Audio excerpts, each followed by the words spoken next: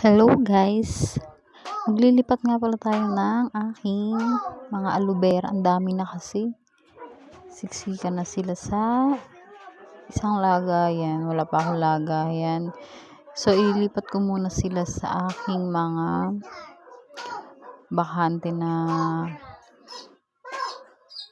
lalagyan.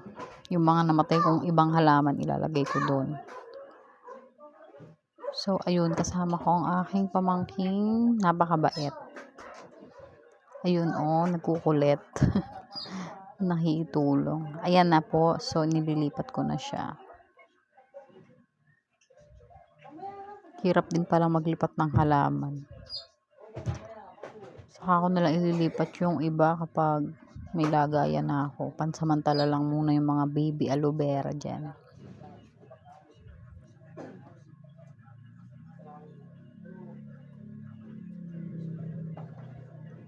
Pero ang sarap sa piling pag nailipat mo na sila. Ang sarap nilang tingnan. Ayan, sinisira ko na yung pinaglagyan ko kasi ang dami na. Nandiyan yung mga maliliit na aloe vera.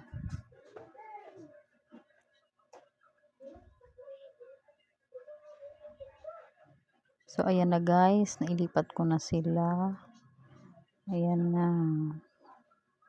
Ayun, dun sa dalawang yun, tatlo yung nakalagay. Ayan yung malalaki. Ayan yung mga baby aloe vera. Ayan yung dalawang malaki.